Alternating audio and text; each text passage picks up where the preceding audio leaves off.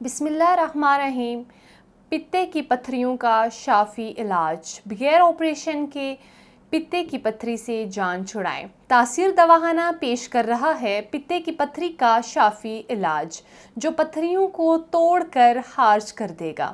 السلام علیکم ناظرین، امید ہے آپ سب خیریت سے ہوں گے۔ ناظرین، آج ہم ایسے مرض کے بارے میں بات کرنے جا رہے ہیں جو انتہائی تکلیف دہ مرض ہے اور اس کی وجہ سے اکثر مریضوں کو آپریشن کروانا پڑتا ہے۔ ہم بات کر رہے ہیں پتے کی پتھری کی۔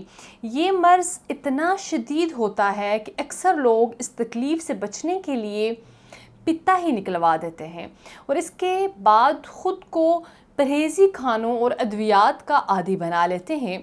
اس تکلیف کا کامیاب اور آسان علاج ہم آج اس ویڈیو میں ڈسکس کریں گے۔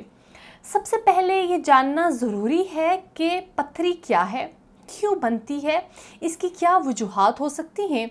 پتے کی پتھری کی 3 اقسام ہیں: کولیسٹرول سٹون، بائلر سٹون اور مکسچر سٹون۔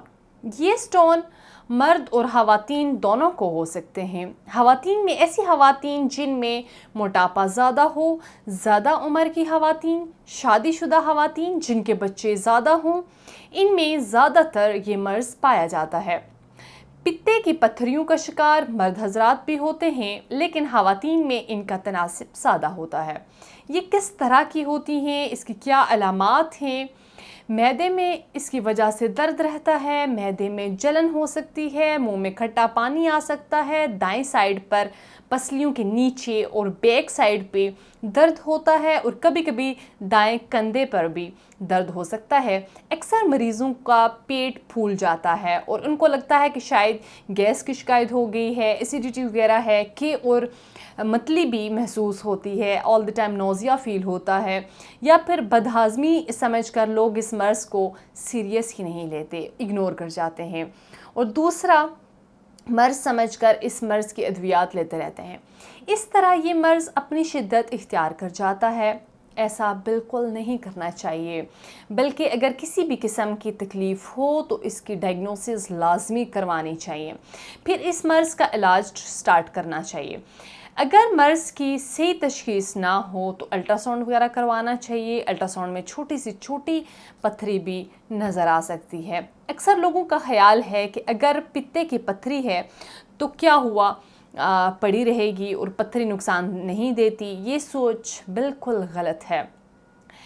کوئی بھی مرض ہو، اگر شروع میں ہی احتیاط کی جائے اور اس کا مکمل علاج کروایا جائے تو مرض جلد از جلد ٹھیک ہو سکتا ہے اور بڑھتا نہیں ہے۔ اس لیے ضروری ہے کہ اگر آپ اس تکلیف دہ مرض میں مبتلا ہیں تو خود کو تکلیف میں رکھنے سے بہتر ہے کہ اس مرض کا علاج کروائیں، اس سے جان چھڑائیں۔ اس کے بعد میں آپ کو اس مرض کی وجوہات آپ کے سامنے ڈسکس کروں گی۔ وجوہات میں سب سے پہلے کولیسٹرول آتا ہے۔ وہ لوگ جن کو کولیسٹرول بڑھا رہتا ہے اور وہ لوگ جو فاسٹ فوڈ اور مرغن غذاؤں کا زیادہ استعمال کرتے ہیں، ان میں بھی پتے کی پتھریوں کا امکان زیادہ ہوتا ہے۔ جو لوگ تیز مسالے دار اور جنک فوڈ اور مرغن غذائیں زیادہ کھاتے ہیں، ان کے ہاضمے کا عمل بہت سست ہو جاتا ہے، کیونکہ اس قسم کی غذائیں ہضم ہونے میں بہت زیادہ وقت لیتی ہیں، جو دوسری بیماریوں کے ساتھ ساتھ پتے میں پتھریوں کا سبب بھی بنتی ہیں۔ اس لیے کوشش کریں کہ اپنی خوراک سادہ رکھیں، خالص رکھیں۔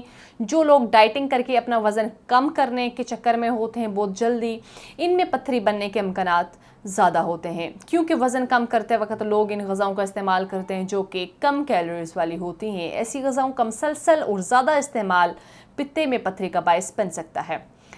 اس لیے اپنی ڈائٹ پلان کو ہمیشہ مناسب رکھنا چاہیے۔ موٹاپے یا پتے میں پتھری کے علاوہ دل کے امراض کا سبب بھی بن سکتا ہے۔ شوگر میں مبتلا لوگ بھی پتے کی پتھریوں کا مرض ان میں بھی ہو سکتا ہے۔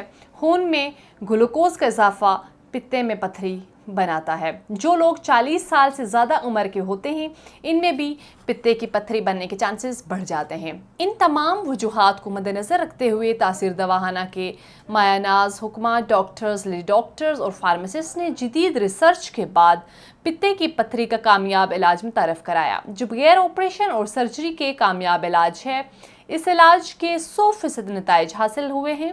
इस इलाज से आपके पित्ते की पत्थरी हमेशा के लिए खारिज हो जाएगी। ये इलाज हज़ारों मरीजों को शफायाब कर चुका है।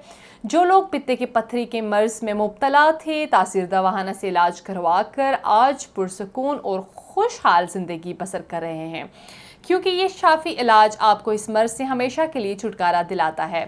नाजरीन, इलाज के साथ साथ कुछ परहेज़ और एहतियाती तदाबीर पर अमल पैरा होना भी बहुत ज़रूरी है। सबसे पहले अपने खुराक सादा और खालिस रखें। ऐसी खुराक का हरगिज़ इस्तेमाल ना करें जो पित्ते में पत्थरी बनाए या बनी हुई पत्थरी में शिद्दत पैदा करे। मसलन फ़ास्ट फूड, बेकरी की बनी हुई एशिया, मैदे की बनी हुई एशिया, चावल, टमाटर, हर किस्म का नशा, इन तमाम एशिया का इस्तेमाल तर्क कर दें। ताज़ा सब्जियों का इस्तेमाल करें। तेज़ मिर्च मसाले वाले खानों से परहेज़ करें। दिन के खाने में सैलड और दही का इस्तेमाल करें। दूध और मिल्क शेक लाजमी पिएँ। फ्रेश जूसेस इस्तेमाल करें, फ्रेश फ्रूट्स के जूसेस। मोस्टली वॉक या हल्की फुल्की एक्सरसाइज भी लाजमी करें। पानी का इस्तेमाल ज़्यादा से ज़्यादा करें। इन तमाम हदायत पर अमल करके आप इस मर्ज से बच सकते हैं। उम्मीद है हमारे नाजरीन को आज का प्रोग्राम अच्छा लगा होगा। अगले प्रोग्राम में एक नए मौजू के साथ दोबारा आपकी खिदमत में हाजिर होंगी। तब तक के लिए मुझे दीजिएगा इजाज़त। खुदा हाफिज़।